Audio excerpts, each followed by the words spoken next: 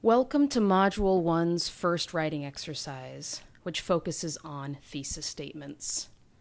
Now, before we can write all of those books, we must first know how to compose a thesis statement.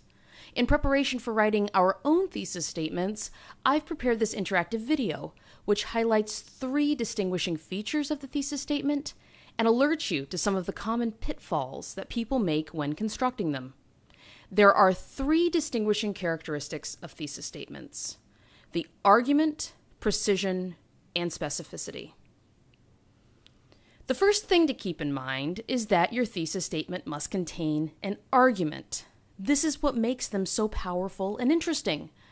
An argument is your particular take on a topic or idea, be that a prompt on an essay, such as the kind that we have in this class, or, and this will happen later in your academic careers, it be a topic that you've created on a research topic that interests you. Your thesis statement contains an argument. Sometimes this comes in a standard formula, such as, in this paper, I argue that blank, followed by what you think. And sometimes it's more subtle than that and doesn't contain that formula. One of the things we learned in undergraduate writing is that while in high school we may have been taught to shun the use of the first person pronoun, right? The I or the we. In undergraduate writing, we learn that it is not only okay to use the first person, many times it's actually very necessary, with the exception being certain types of scientific writing. With that in mind, let us all consider question number 1. Please select A or B as the stronger thesis statement. Selection A: this paper explores the way in which citizens of the antebellum South dealt with issues of Northern relations, states' rights, and slavery. Selection B: this paper explores the various ways in which citizens of the antebellum South dealt with these issues and argues that citizens viewed most pressing concerns of the time through the framework of institutionalized racism. Selection A makes a common pitfall. It unfortunately restates the prompt, but it does not contain an argument. Statement B, by contrast, makes a concrete argument, and it is therefore the better selection. The second salient characteristic of thesis statements, I've come to find, is that of precision. While essays are, of course, complex, one of the refreshing things about thesis statements is that they take all of this complexity and they reduce it. That, of course, does not mean that our essays aren't full of complexity and nuance themselves. It just means that a thesis statement needs to contain something precise to argue and to say.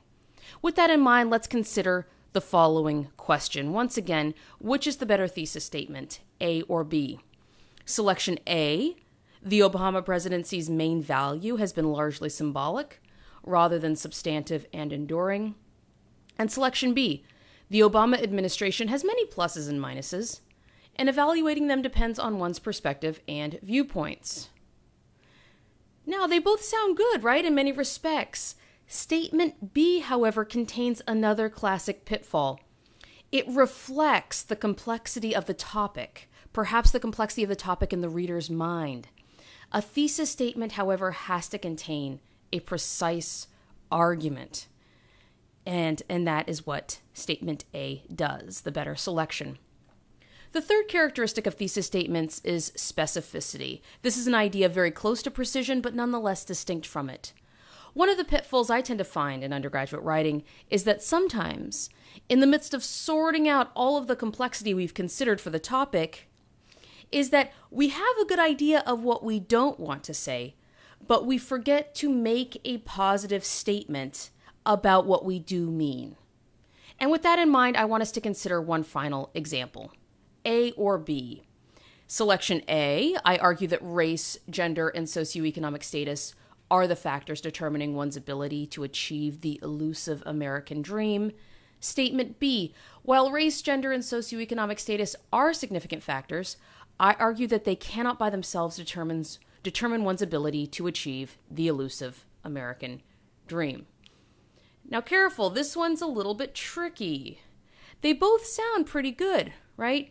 Statement B, however, does something typical of thesis statements that aren't as strong.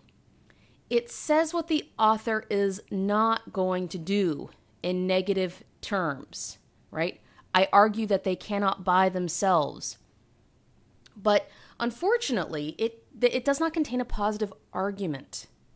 Statement A, by contrast, does contain a positive argument. It says something concrete, and it is therefore the better selection.